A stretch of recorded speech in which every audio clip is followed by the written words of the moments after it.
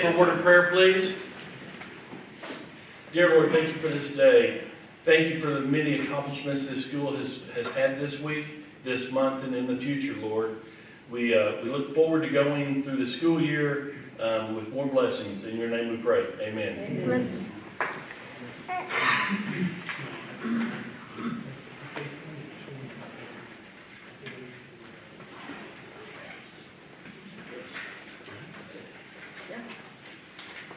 It'll turn to me in a second.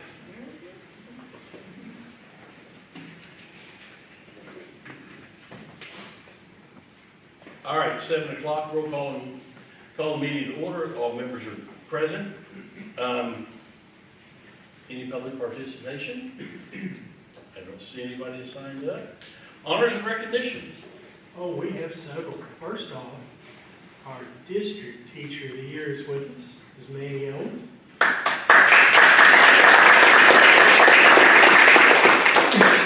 She has done an excellent job working with her band students. And, you know, I've been in the room several times and always tell the band kids how good a job they're doing. But the big thing is that she does it with a smile on her face and works really, really hard. and I so appreciate that. But we have a lot of teachers that do that, and she's indicative of what our teachers are as far as the faculty. And then the next one we have wrestling with Mr. Wilson and Mr. Farrell. Do I get to say something? Yes, sir. I want to say thank you for having us here. These are our high school wrestlers this year that made the state tournament. They have Chase Price, you can say no Chase, Jackson Shepard, Caden Williams, and Brady Coconut. These four fought hard at the regional tournament this year. Did a very good job for us. We had 3 others that were a match away. This has been a long season for us. We came together at the end of it. Feel like we wrestle our best wrestling at the end of the year, which is kind of what we call it peaking, and we peaked at the right time this year. You see the 2 with those same medals on. They both finished 3rd. Jackson Shepard lost in the semifinals. It's tough for a lot of kids. I think there was 38% of the kids at weights this year that lost in the semis didn't come back in place. So it was big for Jackson to come back in place. And the first thing that he said afterwards was, whatever weight the kid I lost is out, I want to be at that weight next year. So he's pretty focused and determined already to get started and get that going. Braden's a senior for us. He was a state runner-up as a sophomore. This year he finished 3rd. Lost early. I want to say nerves got the best of him. He fought back, had 3 falls, and I think he almost had 5 minutes and 6 seconds Yes. on the backside, and avenged his loss for 3rd place against the kid from Blackwell. Beat his first round and came back and kind of ended it with fireworks. Super proud of the boys. I want to thank the administration and everybody here that's followed us throughout the year. Thanks for all about Kingfisher, taking care of us and always posting stuff. And I really appreciate everyone at Kingfisher. And I'm glad that the boys made it and they're getting some recognition for their hard work and accomplishments. What were all the grades? I know you said Braden was a senior, right? Chase is a junior, Jackson is a junior, Caden's a freshman, and Brandon is a senior. You guys want to say anything? No? Well, congratulations, all of you. Thank you.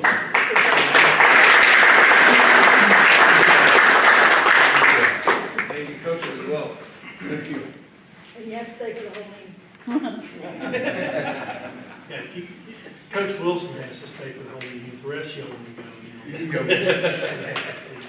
Thank y'all very much. That's We what appreciate the way you yeah. represent us.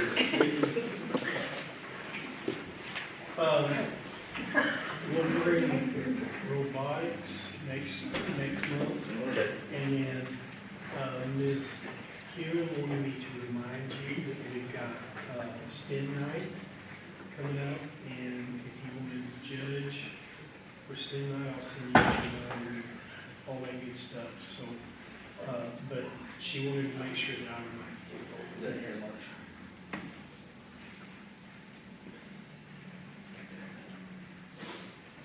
right, anything else? Nope. All right. D, discussion of possible actions on the minutes of the February 2nd, 2026 regular board meeting. I'll make a motion to approve the minutes. I'll second. All those in favor, raise your right hand. Motion passes. E, discussion of possible action on the following: general fund encumbrances, accounts payable 1591 through 1628, payroll 7416 through 7426, building fund encumbrances, accounts payable 2160, 2162, insurance fund encumbrances, accounts payable 8602, 8603, change order solicits in general co-op building and child nutrition fund, treasurer's report, and activity fund custodian report. Okay, if you'll Can I, turn. can I have a real quick? Yes, sir. Is Coach Wilson really gonna stay? What? It sounds good. Is he really No, I was joking. Oh, I thought you knew I was joking. You fired with me long enough, I thought you knew. Thank you. I'm gonna take care of that. This was my out, this is how I'm going to do it. Sorry to interrupt, I just. Oh, no, I appreciate that. I thought you knew I was joking. Page 2 of your packet, we've got several different things that we're working through as far as this general fund for operating. We had some plumbing issues over at Gilmore. We had professional development for the SRA program, which that's not a cheap program. And then we also had repair of the electrical for the daycare center moved to alt ed building. That's $14,428 because we had to put a lot of new electrical in there to make that work, because with little kids, you know, extension cords, that's a bad. We also have some on brag that will be, that we're running through our blanket encumbrance that covers the plumbing. Tanner Richards will be doing the demo for us and the drywall. And then we've got some guys out of the city coming in to put the flooring down, and we're negotiating on the flooring. Our goal is to have that done the week after spring break. We're running about 2 weeks behind, but that was partially due to the snow issue. Whenever the snowstorm hit, and the cold came in, it threw us behind because we had to fix stuff. Over on page 5, those are change orders.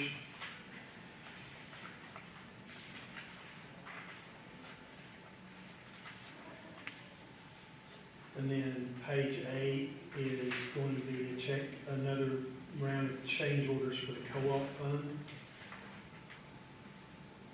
And then on page 9, we had repairs to the concession stand from the freeze of the water lines, and repair of the football soccer concession stand. This has been an ongoing issue. Part of the problem that we have is that where the garage doors come down, we get air going through there. And whenever they redid that after the last time this happened, somebody drywalled in the thermostat and the electricity, and we had to pull that out. And then we figured out that the heater really wasn't working like it was supposed to because it was all rusted up. So we've been using some AD fund money to get that thing back up into shape like it needs to be. And it's back 100% in shape. Tony's Pump and Supply helped us a lot with that as well. And then we had Bragg come in and do the part that the plumber has to do. And we're going to put an air conditioner in there as well so we can climate control that. But the big thing is the heater is going to be set to where it comes on whenever it gets too cold, below 50, below 50. And we're going to try to put some insulation in both the restrooms.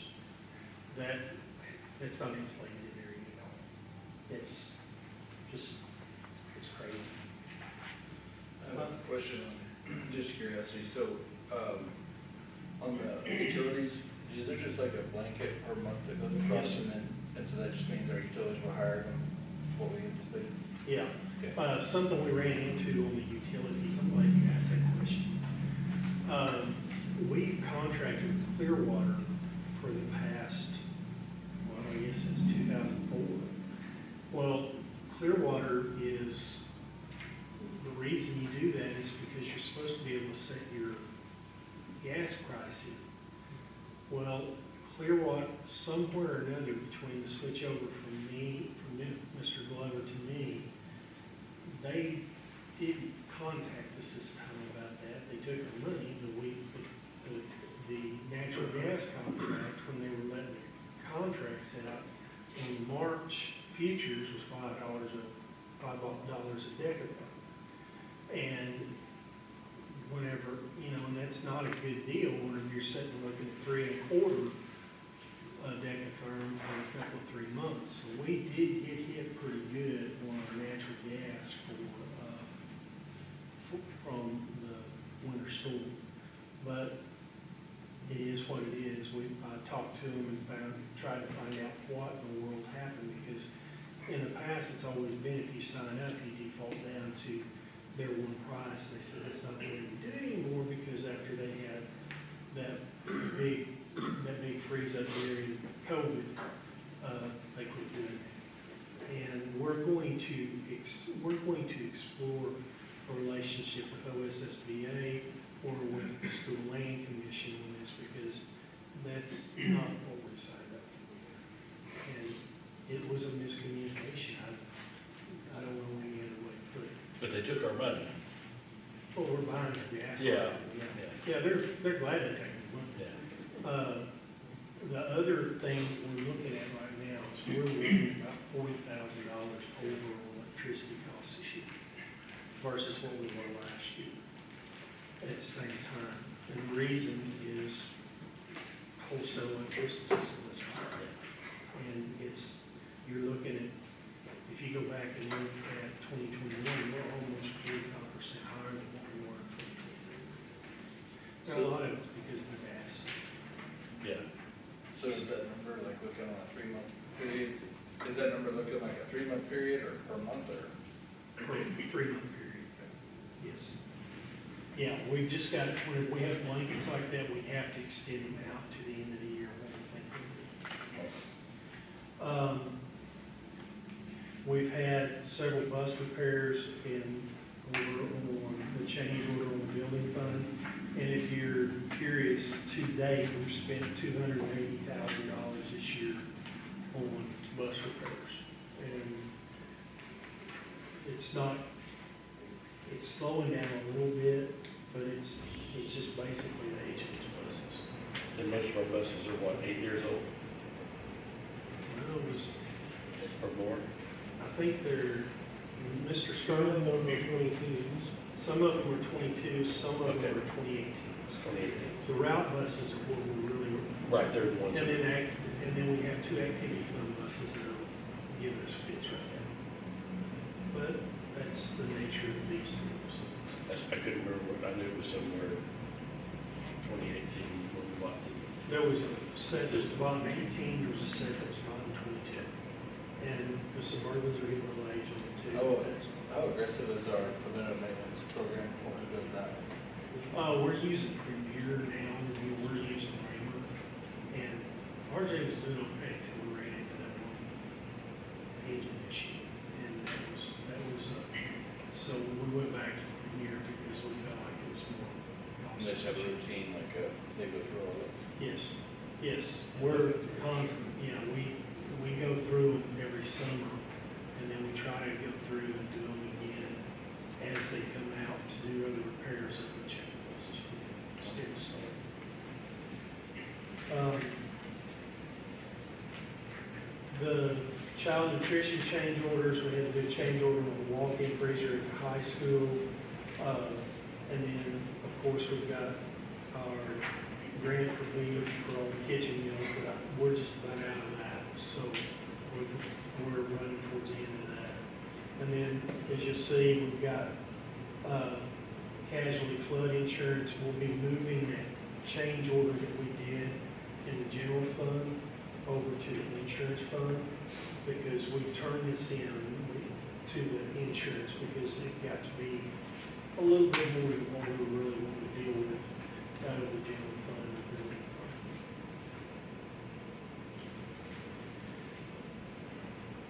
Okay, so if you'll look over on page 15, you'll see our cash balances there. We've got a negative on the co-op fund, but we knew we would because we always over-encumber that.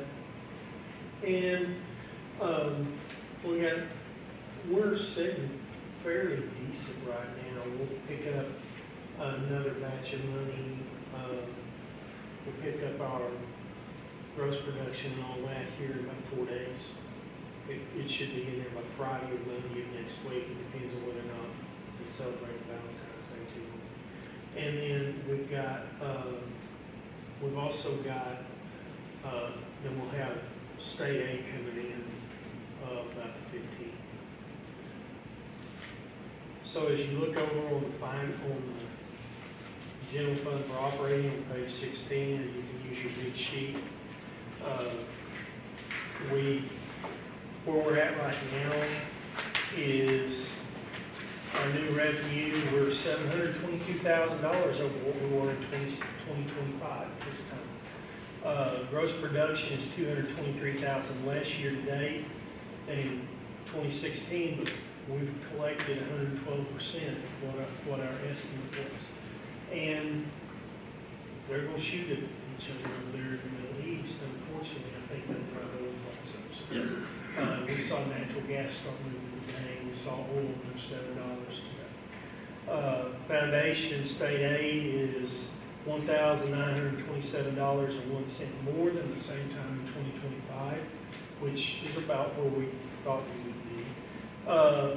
And once again, going back to most of the lower collections are in the loss of balance forward, the gap in the gross production, and the loss of state aid paid salary of $577,000. We will continue to accelerate the new year revenue. We should be able to collect it on most of the new year revenue probably by end of April, 1st of May, somewhere in there, so we will get one free month. I don't know what gross production is going to do. I cannot, I've given up trying to predict that. It's like, I don't know. So we're moving forward at the rate we're supposed to. We've got $930,000 left to collect and ad valorem, and we should collect that fairly easily because it's a 10% setback, and we normally collect somewhere around 93 to 95% on our ad valorem collections. And if we do that, we'll be fine. We're going to be right where we need to be. On the next page is our comparison of salaries and all that. And we keep widening the gap on the salaries and burdens. We're at $310,000 and $998,622.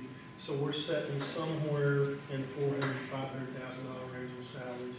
And that will make a big change as we get towards the end of the year. As I was looking at this, one of the things that I noticed was that our supplies are higher this year, but a lot of that is due to grants and stuff we've had to buy on grants. But we've also had some supplies we've had to buy for maintenance, particularly HVAC parts and vehicle parts. But services, we're down $410,000, which this is, that year to year compared, that's pretty good. If you compare this to 2 years ago, we're almost $3.5 million right now. So we're moving along where we're supposed to. We're going to just have to continue to watch our net expenditures. We've really tightened it up. Dawn and I talked today, and it's probably going to be pretty hard to get incomes through our office here unless it's absolutely necessary. And 'tis the season to get that. And not that it's been exactly easy to get one through our office before this, but we've got to tighten it up. Are there any questions? As we continue through the financial packet, get over to activity funds. We're running $802,000 this time last month. We ran $756,000. We've had a pretty good winter as far as gates, and there's really not an activity fund that we're seeing that has an issue that we're concerned about right now. We're trying really hard to move this forward as far as making sure that we're using money responsibly, but using the money for what it's designed to do. And that's the financials. Any other discussion? I'll entertain a motion. I'd like to motion to carry item E 1 through 6. I'll second. All in favor, raise your right hand. Motion passes. F, superintendent's report. Superintendent's report, we've got several things to report this month. Number one, we've got girls and boys playing over at Kellyville Thursday evening, and the girls play Friday evening, and the boys play Friday afternoon. We're going to be looking at if we have a team make the state finals, or both of them, hopefully. We got parent-teacher conferences on Tuesday, and that's when we play the first round of the state tournament. So we play Tuesday, Thursday, Friday. If we make the state tournament, we're going to have to make some decisions on that.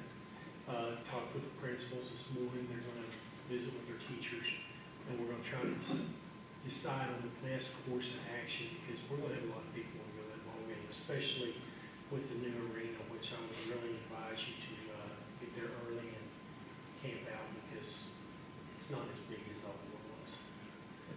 It's really not. The seats are better, but it's really tight. The other thing we'll talk about the survey here in a couple of minutes, but the big thing that we're seeing right now is we've got 3 issues building-wise in the district. Moving the daycare, like I said, we're expecting that to be done the week after spring break. Then I've got 3 heat and air units over at Q that are not working. And we can put a new compressor on, and that's going to cost probably about $8,000 or $9,000. But the training technicians are telling me you're wasting money. So, and that's a summer project for what we're going to have to do. We're going to try to figure out how to work around that, but those are whole units that we've got to replace, and it's because the maintenance fell behind. Are those original geothermal? They're the original geothermal units in there. What the guys say when I call them is, well, they're geothermal, they should never wear out. Well, the problem is you've got, whenever we put that system in there, this goes back to when Mr. Scales was first the superintendent, we had a rupture in one of the lines in the band room. What's the PE room with the treadmills? And whenever we had that happen, they told us that we needed to condition the water. And then we found out what it was going to cost to condition the water, and we decided, well, we'll take a chance on leaks. And we're having to add water in there once every 3 weeks to make sure that, because we somewhere in the well field we got leaks. And we're just going to have to work through this. So they can put a valve on there that constantly keeps it full, because I have a ground source on my house. It lasted 22 years before it went out. I just replaced it. Yeah. But I have a leak someplace I have 2 300-foot loops out in my pasture, and I just put a valve on it, and and it constantly monitors and it puts water in when it needs to, and I don't have to do that, so. We'll explore that and see. Yeah, I mean, I hadn't even thought about asking, I guess we've had 3 different groups come through and work on those things in the time I've been here, yeah, and it's, I know it's an off-brand, but, yeah, this is been an interesting experience for Miranda. And coming back in, working on that system from when it was new to now has been really interesting. Where are the loops at? the football field has wells, same difference. So the wells are all piped together, and if you get a small leak in a fitting, then you're losing water in your containment. And so when it loses water, then you can't heat or cool, because it pulls the heat or the cool out of the system. So, like I said, mine is a loop system. Yeah, it's a well, so mine are buried 4 foot deep in my pasture, and somewhere I had a small leak. And before my first system went out, I just put a valve on it, and I go down every couple, 3 weeks and turn the valve on, put water in it, turn it off. Yeah, But then when it went out, I told them when I was having it, I said, well, we'll just put an automatic on it. So it knows the pressure, and it just puts water in it. that's probably the best thing we can do there, because it's easy to forget about it. All we know is whenever everything goes into alarm, evidently we've got a problem. But to answer your question, there's one well field that's where the old football field was. And then if you've ever noticed up there where all the trees are, there's a hole where there's no trees. There's another well field north of the school. And I think there's 225 wells in the football field, and there's somewhere around 60 or 70 wells to the north of the school. That's why you can't ever build a gym over there until we decide to go away from the geothermal. But, and we're running into a few issues over at Gilmore that we're trying to figure out how we're going to fix. The primary issue with it was that we didn't have good completion on some of those things. And the teachers have been very patient with us on trying to get those fixed. We've got some doors that need to be planed. We thought we'd made arrangements to do that. I'm going to contact Jody Hall again and see if we can get something done. So that's where we're at as far as building issues. Ms. Collison, you ready? Yes. So this week is Read Across America Week. So we are doing fun themed days to get students excited about reading. And then teachers are just working hard to prepare for parent-teacher conferences, trying to get their assessments completed, which that's coming quick. And then today we pushed out our pre-K pre-enrollment information for next year, which is crazy, but it's that time. So we pushed that information out today, and we'll be scheduling screenings coming up in the next few weeks. And then we have the Gilmore Book Fair next week, and as Mr. Evans said, we have STEM night that we're going to join this year. We're going to include Gilmore students. Mrs. Hewen offered to do. So we're excited about that. There will be a wing just devoted to our littles at STEM night on March 24th. So we're excited to be a part of that this year. And that's all for Gilmore. Cool. Mine is almost ditto. We have the same thing with Read Across America. We're dressing up. We also have the 3rd grade teachers are preparing for testing, so they've been on that for a while now, so that's going on. Parent-teacher conferences, preparing for that. You had mentioned the daycare is underway, getting started, moving along.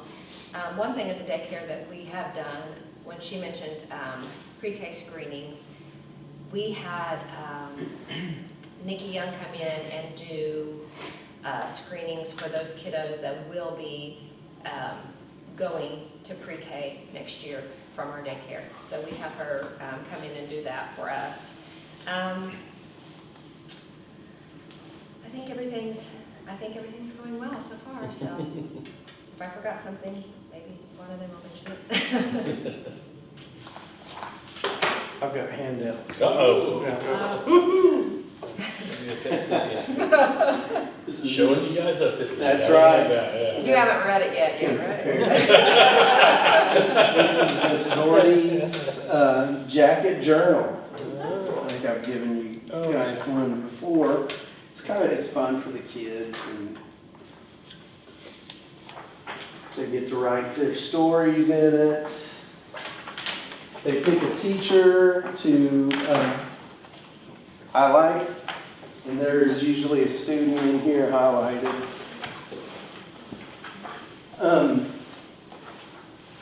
So the junior high is we've finished up winter sports, basketball, and we're gearing up our spring sports. Soccer, first year for soccer for the junior high. Baseball practices, and we'll be starting games pretty soon. Kobe will probably talk on this as well for the high school, but having Governor Stitt come to the high school, I thought was a big feather in our cap. And it was nice to see him come in and visit with Mr. Kaya, but I'll let Kobe.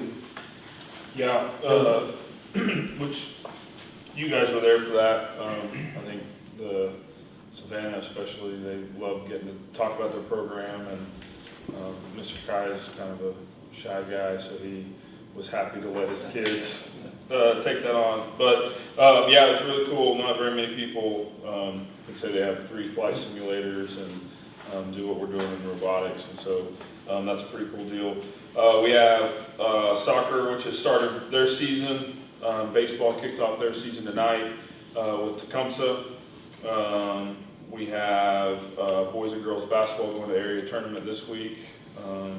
We play on Thursday versus Perkins, who beat us earlier in the year on a buzzer beater, and hopefully can make it through that weekend. And then, yeah, no, I'd like to say, Mr. Evans said nice things about Mandy, but just, being a man down since last December, and how she's just taken off and does it with a smile on her face and has very contagious energy. I know she has a lot on her plate, and you just don't see Mandy have bad days. And so glad that I get to work with her, and I think that's all.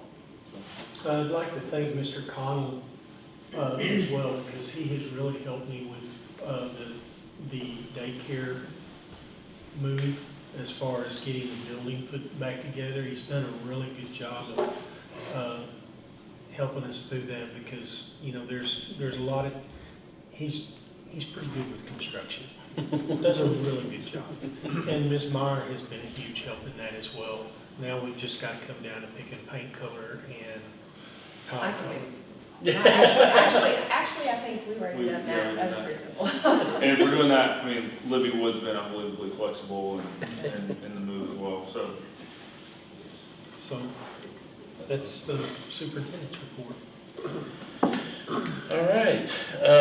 Item G, discussion and possible action on inclusion in the withholding pool for the construction of the City of Kingfisher Fire Station construction through the P3 pool finance program. We had a meeting at the chamber. Mr. Whitrock was there too. And what they're asking us to do is the City of Kingfisher got $1 million bond from the state chamber, from the state commerce office. And what they do is to pay that $1 million bond back, we agree to put our personnel through. They get our personnel list, and then they take the withholding taxes that come into the state of Oklahoma from our group, and they pay down on that bond. If you take us, the hospital and Pioneer, and a couple of other businesses here in town, it'd be paid pretty quick. There's the only change that we would see is possibly in state aid, because of the loss of money going into state aid, because actual income tax does fund some of state aid. But guys, we get 27% of state aid. And it doesn't affect us that much. And, you know, this may be a way for us to come up to be able to fund the end of the Gilmore project once the city gets their project done. I don't see that it's a negative. I put it out to the teachers Friday, and I haven't heard anything negative come back yet. So it's up to you if you want to participate in this. Yeah, I was at the city commission meeting when Rick Kisling brought it up, you know, the availability of that. And I don't, you know, personally, from what he explained about it, there's nothing, it won't affect the employees at all. No. I mean, they don't even know. I mean, they're still paying their withholding. It just goes into a pool that's earmarked for Kingfisher. It's really a good deal. I mean, you're getting direct results of your employer's withholding tax in your city. And you're saying that funding of Gilmore would be by doing our own P3 later? Yes, that would be the quickest way to get Gilmore completed. I talked to in passing, Mr. Thomas came by, and I guess some of the companies have already signed up and sizable. And so he said if we get it done, this is only affected until the bond's paid back, which and so we could have enough businesses, I think, what's it up to? Like, it could go up to 5 years or 3 years or something, but if enough businesses sign up, it'd pay back in 1 year. Yeah, And he said it sounded like, he said that he was on a well path that if they did it, and I think that being as many as employees as the school has, it would be a major impact on that. Well, it pays back $1 million, is that what you said it was? Yep. The the bond? payback's Yeah. $1 million. I mean, it's a no-brainer. Yeah, I'll entertain a motion. I'll make a motion that we approve item G. I'll second it. All those in favor, raise your right hand. Motion passes. H, discussion and possible action on employing Britton, Kirkendall, and Miller as auditors for fiscal year 25-26. this would be our annual employment of the auditor, and we've got to have one. And the pool is getting smaller as we speak. There's- Say, are we good? I mean, I know there was talk that we were gonna have to switch at some point or something, somebody had said. Well, we're not getting all the points we can on our, on one area of our state ESSA grade, but at the same time, we know what they're doing. Yeah, we're They do happy a with good them. job. Yeah. And they speak our language, and they know our situation, and they've always been there to help us whenever we need it. So I'd recommend we hire Britton, Kirkendall, and Miller. I so move. I second it. All in favor, raise your right hand. Motion passes. Discussion on results of the teacher survey as collected by the Oklahoma Public School Resource Center and processed by ChatGPT. Well, and I appreciate Charles putting what I sent to you guys in ChatGPT, because that really helped me out, because I was trying to figure out how I was going to do it, and I've got an aversion to AI for some reason, but I'm afraid it'll take me over or something. But these are data conclusions that came, because everything was on 1.5. And on our overall results snapshot we're generally stable. We're not in crisis. We have clear improvement opportunities. And morale and system strains are evident, and you're always going to see that in something like this. We're at 3.36 out of 5. This is a stability with pressure data set, and I think any school you go to is going to be setting in this position, especially one that's come through what we've come through. Whenever you look at this, the strengths identified were accessibility of the central office, student work independently, staff respects diversity, and Adults treats students with respect, and teachers build strong relationships with our students, and you see that every day. The district's relational culture with students is strong. Central leadership is viewed as accessible. The foundational culture remains healthy. And whenever you're looking at your foundational culture, that is the base of that's what your culture is built on. And what our cultural mores are, we seem to be pretty strong. Areas of concern, lowest rated was special ed students adequately served. We agree with that. That's something that we see. And it's something that we've got to address, and you as a board have already started to address that. Parents actively involved, 2.62. That depends on where you're at. But we can always use more parental involvement, because parental involvement is central to making sure that we know what where our community is at. And if parents are involved, we know the parents, we know the situations that the students are in.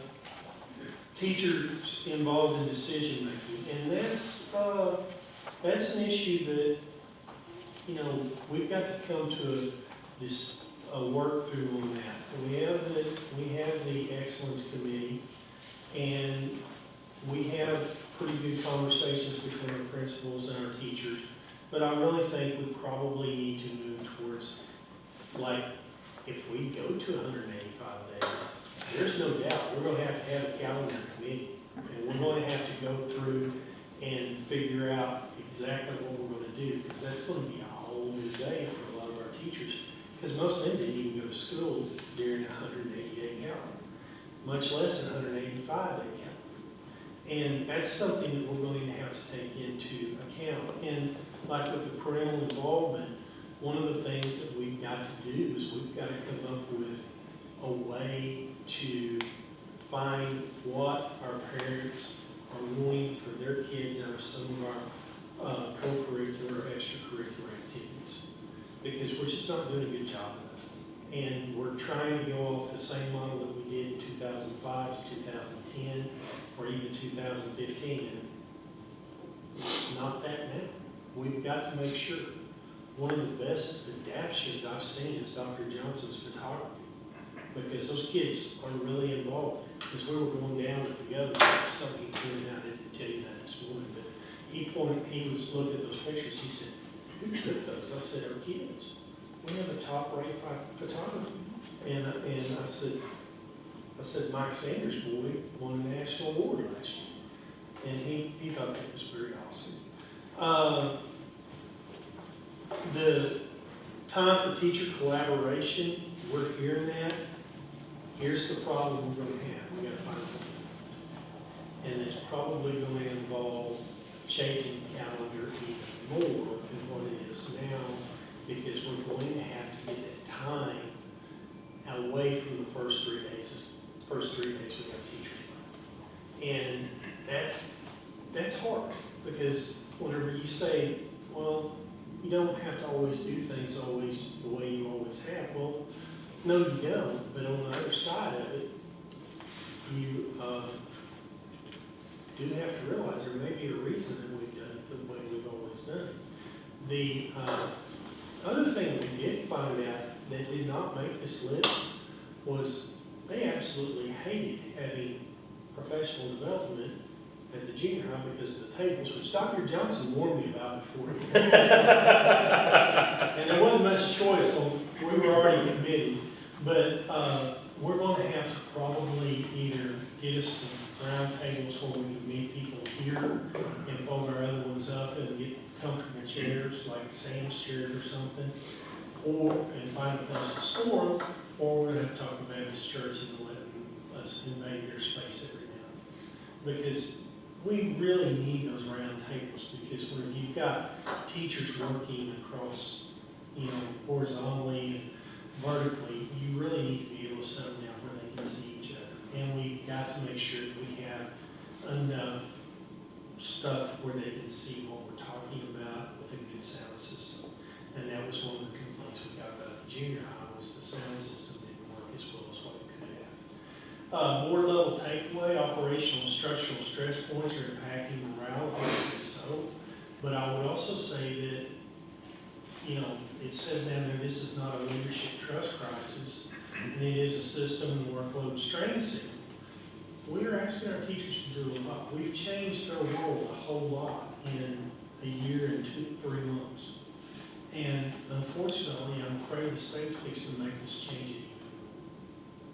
And it's one of those things that we're going to have to monitor really close. We've got good teachers, and I don't think we celebrate our teachers enough. I think that came across in the survey. I do think putting comments on there and letting them comment on all that gives you a better indication of what's going on. And I really appreciate the teachers responding to what they did. So strategic risk areas, teacher retention risk, we're not seeing it yet. SPED compliance and staffing strain. We are seeing staffing strain on SPED. And right now, we believe we've got 2, maybe 3 pretty good applications for SPED for next year. Same thing for science. We were really surprised at that. Reduced instructional collaboration, and exercise. We've got people in their silos of their book, so we've got to break those. We've got them in the silos of their grade levels or their subject areas, and we've got to break those. The culture fatigue that I think we're seeing is you see as you look through those, that you can see there's people that are tired. And you take a meeting every day in the public, or you are constantly getting your cheese moved, that really tires you out. And that's something we've got to look at. And we want to make sure that we don't see increased resistance to changing these conditions. Our teachers have done everything they've asked them to do this year. And they've done it well. And I couldn't get the picture to come up, but if you'll look at this set of handy-duty little graphs right here,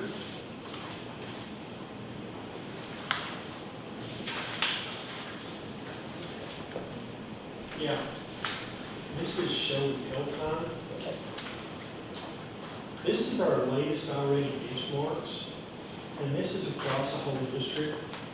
If you'll notice, our jump between 3 grade levels, we had a drop of about 3% there. 2 grade levels, we had a 2% drop. But the 1 grade level below, we had almost a 15% drop. And what that means is they moved up to the next level. And if you'll look, we had a tremendous growth spur in the mid or above grade level. We're having the effect we want. If you look at the next page, and we've been really concentrating our grant efforts on the I-rated benchmark. And if you look right here at these, see that green down there? You want that to increase across the board. We're seeing that kind of increase across the board in grades K through 6. You want that yellow to be dropping, and you definitely want that red to be dropping. And we're seeing that we are having an impact in the up through 6th grade that is pretty phenomenal. And I've got to give credit to our principals and Mrs. Mitchell and our teachers for the hard work that they've done. Because it's not easy to move those kind of numbers. It's hard. And we've had almost, if you take everything, we've had almost a 20% increase level to level. We've had some kids jump 3 grades, three learning areas. That's pretty phenomenal. That's a good day. And I can't praise them enough about that, because it's hard work. And it's like and we've done this while they've been moving towards fidelity on a system that we've had for 4 or 5 years. We have opened up, we've started the discussion with them, is this the best curriculum that we can be using? And some of them are saying yes, some of them are saying no, and we're going to have to listen and see where we wind up.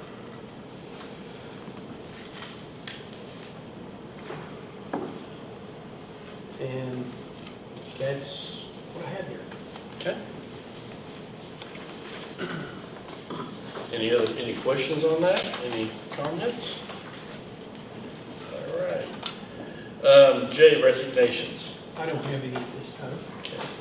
Okay, discussion and possible action to open a maintenance position. Well, yes, I would recommend that we open a maintenance position to replace one that has been open by employment. Okay. Your motion. So moved. Second. All in favor, raise your right hand. All right, motion passes. L, new business. I have none. All right, can I have a few minutes? Yes. Okay, so since this is my last board meeting, I want to thank all the teachers, administrators, for your hard work, your dedication. It's not your last one. Uh-huh. Your last one's next month. I won't be here for long enough to say anything next month. No, He can't, yeah, I thought we moved it. No. Oh, I guess it's not my last one, I guess I'll be here in April. We can move it. Huh? I thought we talked about moving it. We did. That's when I took office with everyone. Well, I'll go ahead and finish it, then that will Go have to ahead do and next finish. one. I'm sorry. Anyway, that's I don't okay. want to tell your thing. I mean, I come from a long line of teachers, my aunts, cousins, my daughter's a teacher, so I know the hard work it is to put in to be a teacher, be an administrator. It's not easy in today's society to be a teacher. Things aren't as easy as they were 40 years ago when I was in school. That's a long time. But, you know, it's tough, and I appreciate everything that the teachers do for this school. So, that's it. Thank you very much, and we appreciate your service. Yes. You have been great to work with. Any more announcements? I do have a question. Where are we at on the high school principal? That wasn't. Oh, that is a good question. We've got 14, we had 13 yesterday. We've got 14 applications. We've got a committee that will meet and go through all the resumes. And then they will we'll do a number rubric on that to see who we want to bring back. I'm going to hold in reservation that I get to bring one in that, you know, just in case something, it's not that we're going to have to hire that person or anything. Yeah. It's just in case we miss one that I've been able to hear some really positive things about. And I've had people shocked that we had that many because people aren't getting, and there's some really high quality applicants in it. Kingfisher's still a good place to come teach. Well, Absolutely. my goal is to have that completed by, I'd like to have everything in place by the end of March. We'll probably do the interviews over 2 days. The goal is we'll have the teacher committee meet with them, then we'll have the principals meet with them, and Haley Mitchell and I both will be in both interviews, or both meetings. So in case we miss one, in case something's missed, so we can see the reaction on both of them. And I think it's better since she's coming from a faculty standpoint to give us an extra set of eyes. She doesn't have a vote on the committees, but she can advise them. All right, anything else? If not, I make a motion to adjourn. I'll second. all in favor, raise your right hand. We are adjourned at 7:53.